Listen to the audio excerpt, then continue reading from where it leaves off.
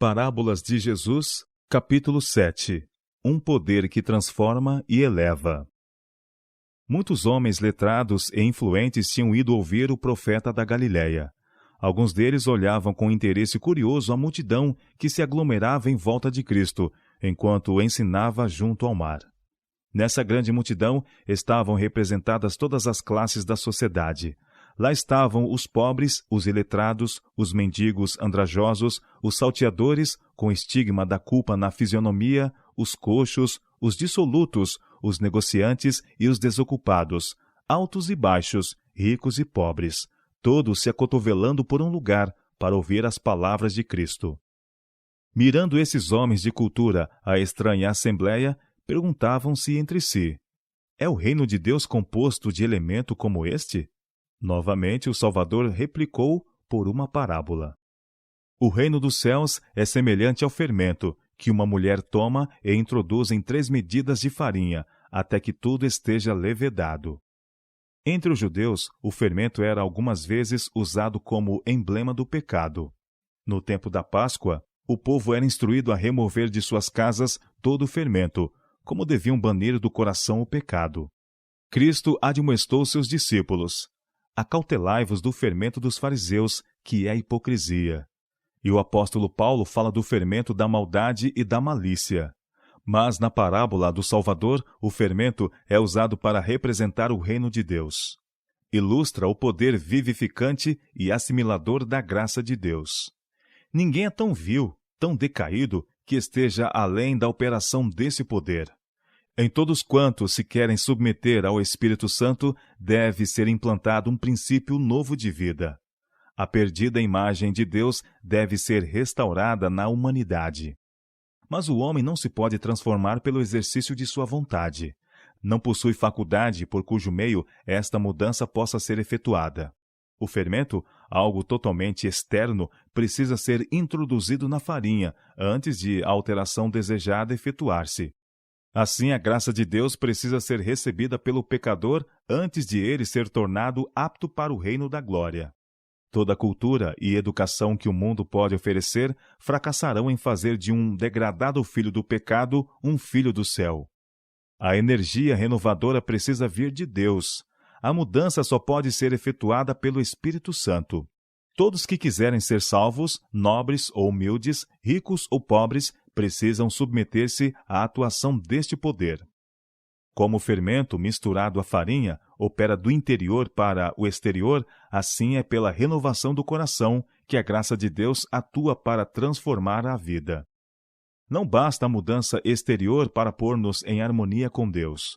Muitos há que procuram reformar-se, corrigindo esse ou aquele mau hábito, e esperam desse modo tornar-se cristãos, mas estão principiando no lugar errado. Nossa primeira tarefa é com o coração. A profissão de fé e a posse da verdade na alma são 2 coisas distintas. Não basta meramente o conhecimento da verdade. Podemos possuir esta e ainda o teor de nossos pensamentos não ser alterado. O coração precisa ser convertido e santificado.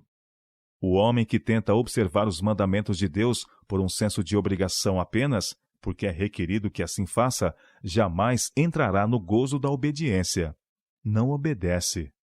Quando, por contrariarem a inclinação humana, os reclamos de Deus são considerados um fardo, podem saber que a vida não é uma vida cristã. A verdadeira obediência é a expressão de um princípio interior. Origina-se do amor à justiça, o amor à lei de Deus. A essência de toda a justiça é lealdade ao nosso Redentor. Isso nos levará a fazer o que é reto, porque a retidão é agradável a Deus. A grande verdade da conversão do coração pelo Espírito Santo é apresentada nas palavras de Cristo a Nicodemos. Na verdade te digo que aquele que não nascer de novo não pode ver o reino de Deus. O que é nascido da carne é carne, e o que é nascido do Espírito é Espírito. Não te maravilhes de te ter dito: necessário vos é nascer de novo. O vento assopra onde quer, e ouves a sua voz, mas não sabes de onde vem, nem para onde vai. Assim é todo aquele que é nascido do Espírito. João capítulo 3, versos 3 a 8.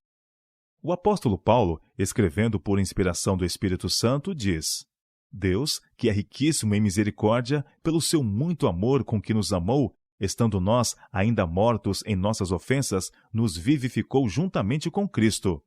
Pela graça sois salvos, e nos ressuscitou juntamente com Ele, e nos fez assentar nos lugares celestiais em Cristo Jesus, para mostrar nos séculos vindouros as abundantes riquezas da sua graça, pela sua benignidade para conosco em Cristo Jesus. Porque pela graça sois salvos, por meio da fé, e isto não vem de vós, é dom de Deus. Efésios capítulo 2, versos 4 a 8. O fermento oculto na farinha atua invisivelmente para submeter toda a massa a seu processo levedante. Assim, o fermento da verdade opera secreta, silente e persistentemente para transformar a alma. As inclinações naturais são abrandadas e subjugadas. São implantadas novas ideias, novos sentimentos, novos motivos. Uma nova norma de caráter é proposta: a vida de Cristo. A mente é mudada. As faculdades são estimuladas à ação em novas esferas. O homem não é dotado de faculdades novas, mas as faculdades que possui são santificadas. A consciência é despertada. Somos dotados de traços de caráter que nos habilitam a prestar serviço a Deus. Frequentemente surge a questão: por que, pois, há tantos pretensos crentes na palavra de Deus, nos quais não se vê uma reforma na linguagem, no espírito e no caráter? Por que há tantos que não podem sofrer oposição a seus propósitos e planos, que manifestam um temperamento não santificado, e cujas palavras são rudes, insultuosas e apaixonadas? Vê-se em sua vida o mesmo amor próprio, a mesma condescendência egoísta, a mesma índole e linguagem precipitada vistos na vida do mundano. Há o mesmo orgulho sensitivo, a mesma entrega ao pendor natural, a mesma perversidade de caráter, como se a verdade lhes fosse inteiramente desconhecida. A razão é que não são convertidos. Não esconderam no coração o fermento da verdade. Não teve ele oportunidade de realizar sua obra. Suas tendências naturais e cultivadas para o mal não foram subjugadas a seu poder transformador. A vida dessas pessoas revela a ausência da graça de Cristo, uma descrença em seu poder de regenerar o caráter. A fé é pelo ouvir, e o ouvir pela palavra de Deus. Romanos capítulo 10, verso 17. As Escrituras são um grande veículo na transformação do caráter. Cristo orou: santifica-os na verdade, a tua palavra é a verdade. João capítulo 17, verso 17. Estudada e obedecida, a palavra de Deus atua no coração, subjugando todo atributo não santificado.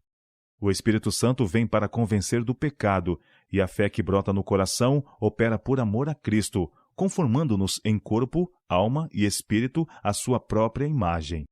Então, Deus pode usar-nos para fazer sua vontade. O poder a nós concedido atua no interior para o exterior, levando-nos a transmitir a outros a verdade que nos foi comunicada. As verdades da palavra de Deus suprem a grande necessidade prática do homem, a conversão da alma pela fé. Estes grandes princípios não devem ser julgados puros nem santos demais para serem introduzidos na vida diária. São verdades que atingem o céu e abrangem a eternidade. Contudo, sua influência vital deve ser entrelaçada com a experiência humana. Devem impregnar todas as coisas importantes e mínimas da vida. Recebido no coração, o fermento da verdade regulará os desejos, purificará os pensamentos e dulcificará a índole. Vivifica as faculdades do espírito e as energias da alma. Aumenta a capacidade de sentir, de amar. O mundo considera um mistério o homem que está imbuído deste princípio. O egoísta e amante de dinheiro vive unicamente para assegurar-se as riquezas, honras e prazeres deste mundo. Não leva em conta o mundo eterno. Mas para o seguidor de Cristo, estas coisas não são todo absorventes. Pela causa de Cristo, trabalhará e negará a si mesmo, para que possa auxiliar na grande obra de salvar almas que estão sem Cristo e sem esperança no mundo. Tal homem o mundo não pode compreender, porque conserva em vista as realidades eternas. O amor de Cristo, com seu poder redentor, penetrou no coração. Este amor domina todos os outros motivos e alça seu possuidor acima da influência corruptora do mundo. A palavra de Deus deve ter efeito santificador em nossa associação com cada membro da família humana. O fermento da verdade não produzirá espírito de rivalidade, amor de ambição, desejo de primazia. O amor verdadeiro, oriundo do alto, não é egoísta nem mutável. Não é dependente do louvor humano. O coração daquele que recebe a graça de Deus transborda do amor a Deus e àqueles por quem Cristo morreu. O eu não luta por nenhum reconhecimento. Não ama a outros porque o amem e lhe agradem, porque apreciem seus méritos, mas por serem propriedade adquirida de Cristo. Se seus motivos, palavras ou atos são mal compreendidos ou mal interpretados, não se ofende, mas prossegue na mesma maneira de proceder. É bondoso e ponderado, humilde no conceito próprio. Contudo, é cheio de esperança, sempre confiante na graça e no amor de Deus. O apóstolo nos exorta: mas, como é santo aquele que vos chamou, sede vós também santos em toda a vossa maneira de viver, porquanto escrito está: sede santos, porque eu sou santo. 1 Pedro capítulo 1, versos 15 e 16. A graça de Cristo deve reger o temperamento e a voz. Sua operação será vista na polidez e terna consideração manifestada de irmão para com irmão, em palavras bondosas e encorajadoras. Anular uma presença angélica. A vida exala um suave perfume que acende a Deus como incenso santo. O amor manifesta-se em afabilidade, cortesia, clemência e longanimidade. O semblante transforma-se. A presença de Cristo no coração transparece na face dos que o amam e guardam seus mandamentos. A verdade está ali escrita. Revela-se a doce paz do céu. É expressa uma cortesia habitual, um amor mais do que humano. O fermento da verdade opera uma transformação no homem todo, tornando o áspero polido, o rude gentil, o egoísta generoso. Por ele, o corrupto é purificado, lavado no sangue do Cordeiro. Por seu poder vivificante, leva toda a mente, alma e força à harmonia com a vida divina. O homem, com sua natureza humana, torna-se participante da divindade. Cristo é honrado na excelência e perfeição de caráter. Efetuando-se estas mudanças, os anjos rompem em cantos enlevantes, e Deus e Cristo se regozijam pelas almas moldadas à semelhança divina.